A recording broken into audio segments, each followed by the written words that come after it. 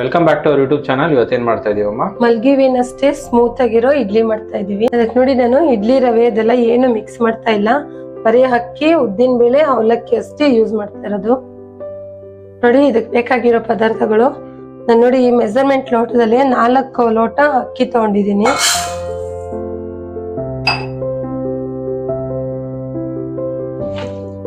ಕರೆಕ್ಟಾಗಿ ಮೆಜರ್ಮೆಂಟ್ ಹಾಕಿದ್ರೆ ಇಡ್ಲಿ ಅಂತೂ ತುಂಬಾನೇ ಸ್ಮೂತ್ ಆಗಿ ಬರುತ್ತೆ. ಇದನ್ನೆಲ್ಲ ಅಕ್ಕಿ ನೆನ್ಸ್ಬಿಟ್ಟು ನೀಟಾಗಿ 1-2 ಸಾರಿ ತೊಳೆದ್ಬಿಟ್ಟು ಆಮೇಲೆ ನೀರಾಕಿ ನೆನ್ಸ್ಕೋಬೇಕು. ಒಂದು 6 ಅವರ್ ಆದ್ರೂ ನೆನಿಬೇಕು ಅಕ್ಕಿ. ಮತ್ತೆ ನೋಡಿ ಇದೇ ಮೆಜರ್ಮೆಂಟ್ ಅಲ್ಲೇನೆ 1 ಲೋಟ ಉದ್ದಿನ ಬೇಳೆ ಹಾಕೊಂತಿದ್ದೀನಿ. ನೋಡಿ ಅಕ್ಕಿ ನೀಟಾಗಿ ತೊಳೆದು ನೆನ್ಸಿಟ್ಕೊಂಡಿದ್ದೀನಿ. ಒಂದು 6 ಅವರ್ ಚೆನ್ನಾಗಿ ನೆನಿಲಿ, ಆಮೇಲೆ ಗ್ರೈಂಡ್ ಮಾಡ್ಕೊಳ್ಳೋಣ. ಅಕ್ಕಿನ ರುಬ್ಬೋದಕ್ಕೂ 1/2 ಅವರ್ ಮುಂಚೆ ನೆನ್ಸ್ಕೊಳ್ಳೋಣ.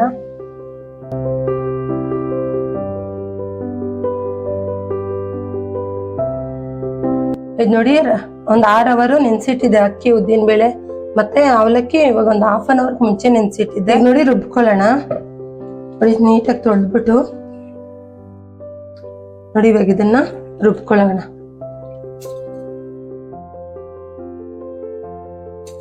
ಒಂದ್ ಸ್ವಲ್ಪ ನೈಸಾಗಿ ರುಬ್ಕೋಬೇಕು.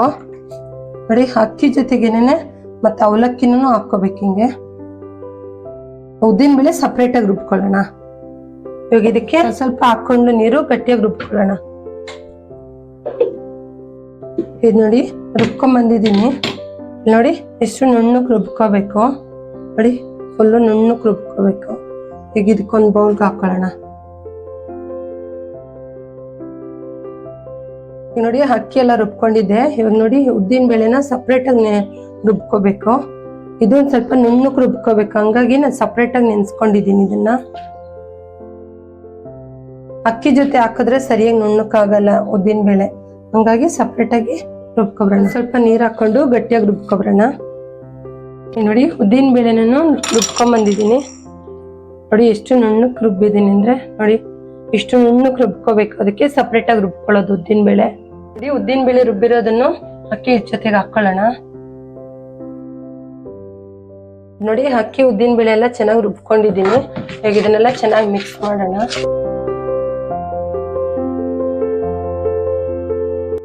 ನೋಡಿ ಇಷ್ಟು ಗಟ್ಟಿಯಾಗಿರ್ಬೇಕು, ಜಾಸ್ತಿ ತೆಳ್ಳಗ್ ಮಾಡ್ಕೊಬಿಡಿ ಇಡ್ಲಿಗೆ. ನೋಡಿ ಚೆನ್ನಾಗಿ ಮಿಕ್ಸ್ ಮಾಡ್ಕೊಂಡಿದೀನಿ. ನೋಡಿ ಇಷ್ಟು ಗಟ್ಟಿಯಾಗಿರ್ಬೇಕು, ಮತ್ತೆ ಜಾಸ್ತಿ ತೆಳ್ಳಗ್ ಮಾಡ್ಕೊಳಕ್ ಹೋಗ್ಬೇಡಿ ಇಡ್ಲಿಗೆ.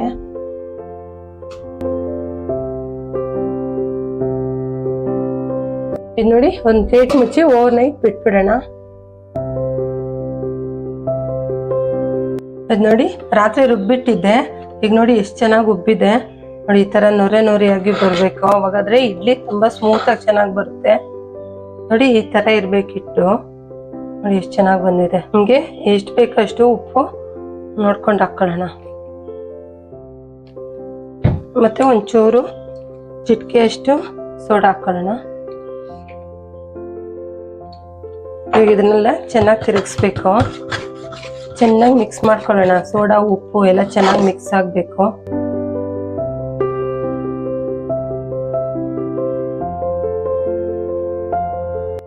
ಈ ತರ ಇಡ್ಲಿ ಇಟ್ಟು ಉಕ್ಕದಾಗ್ಲೇನೆ ಇಡ್ಲಿ ತುಂಬಾ ಚೆನ್ನಾಗಿ ಸ್ಮೂತ್ ಆಗಿ ಬರೋದು.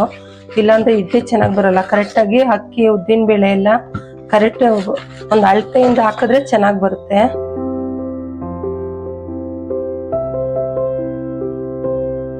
ನೋಡಿ ಒಂದು 5 ನಿಮಿಷ ಪ್ಲೇಟ್ ಮುಚ್ಚಿ ಬಿಡೋಣ.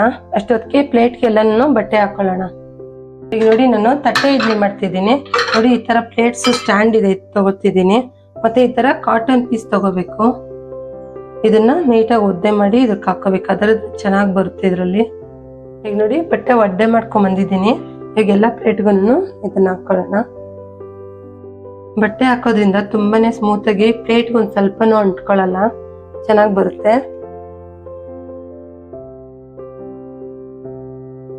ಈಗ ನೋಡಿ ಒಂದ್ 5 ನಿಮಿಷ ನೆನೆಕ್ ಬಿಟ್ಟಿದ್ವಲ್ಲ, ಈಗ ಇದು ಪ್ಲೇಟ್ಗೆಲ್ಲ ಬಟ್ಟೆ ಹಾಕಿ ಇಟ್ಕೊಂಡಿದೀವಲ್ಲ, ಇದಕ್ಕೆ ಒಂದೊಂದ್ ಸೊಟ್ಟು ಇಡ್ಲಿ ಹಿಟ್ಟು ಹಾಕೊಳ್ಳೋಣ.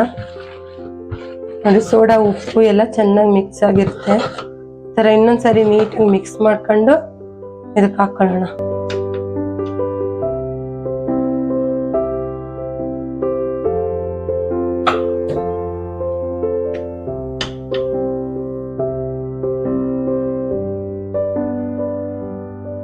ನೋಡಿ ಫುಲ್ ಹಾಕೋಬೇಡಿ, ಒಂದೊಂದ್ ಸೌಟ್ ಹಾಕೊಂಡ್ರೆ ಸಾಕು. ಅದು ಬೆಂದ್ಮೇಲೆ ಫುಲ್ ಉಬ್ಬುತ್ತೆ ಅದು. ಇವಾಗ ನೋಡಿ ಸ್ಟ್ಯಾಂಡ್ಗೆ ಹಾಕೊಳ್ಳೋಣ. ಈಗ ನೋಡಿ ಸ್ಟ್ಯಾಂಡ್ಗೆ ಇಟ್ಕೊಂಡಿದ್ದೀನಿ. ಈಗ ಇದನ್ನ ಕ್ಲೋಸ್ ಮಾಡ್ಕೊಂಡು ನೋಡಿ ನಾನು ಕುಕ್ಕರ್ಗೆ ಒಂದ್ ಚೆಂಬಾಗಷ್ಟು ನೀರ್ ಹಾಕೊಂಡಿದ್ದೀನಿ. ಇವಾಗ ಇದನ್ನ ಹಿಂಗೆ ಇಟ್ಕೊಂಡು ಕ್ಲೋಸ್ ಮಾಡ್ಕೊಳ್ಳೋಣ. ಇದು ನೋಡಿ ವಿಸಲ್ ಬಿಚ್ಬಿಟ್ಟು ಹಾಕ್ಬೇಕು. ಫುಲ್ ಲಾಕ್ ಮಾಡಬೇಡಿ, ಹಿಂಗೆ ಹಬೆ ಒಳಗಡೆ ಬೇಯ್ಬೇಕಿದು. ಹಿಂಗೆ ಇಟ್ರೆ ಸಾಕು. ಬೇಕಾದ್ರೆ ನೀವು ಇಡ್ಲಿ ಮೇಕರ್ ಇದ್ರೆ ಅದ್ರಲ್ಲಿ ಇಟ್ಕೊಳ್ಳಿ, ನಾನೀಗ ಕುಕ್ಕರಲ್ಲಿ ಇಡ್ತಾ ಇದ್ದೀನಿ. ನೋಡಿ ಒಂದ್ 10 ನಿಮಿಷ ಬೇಯಿಸ್ಕೊಳ್ಳೋಣ.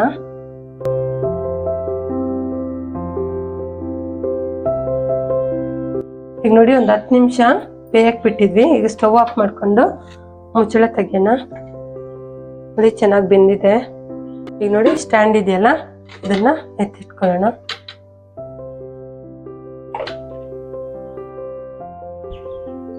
ಈಗ ನೋಡಿ ಚೆನ್ನಾಗಿ ಬೆಂದಿದೆ. ಸ್ಟ್ಯಾಂಡ್ ಓಪನ್ ಮಾಡ್ಕೊಳ್ಳೋಣ.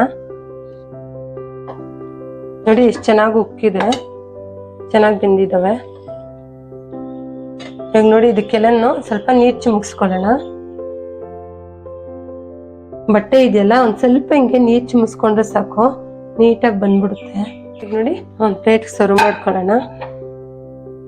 ನೋಡಿ ಬಟ್ಟೆ ಹಾಕಿದ್ನಲ್ಲ ಎಷ್ಟು ನೀಟಾಗಿ ಬರ್ತಾ ಇದಾವೆ ನೋಡಿ. ತುಂಬಾನೇ ಸ್ಮೂತ್ ಆಗಿದೆ ಇಡ್ಲಿ. ಮತ್ತೆ ಎಲ್ಲದನ್ನು ಹಿಂಗೆ ತಗೊಳ್ಳೋಣ.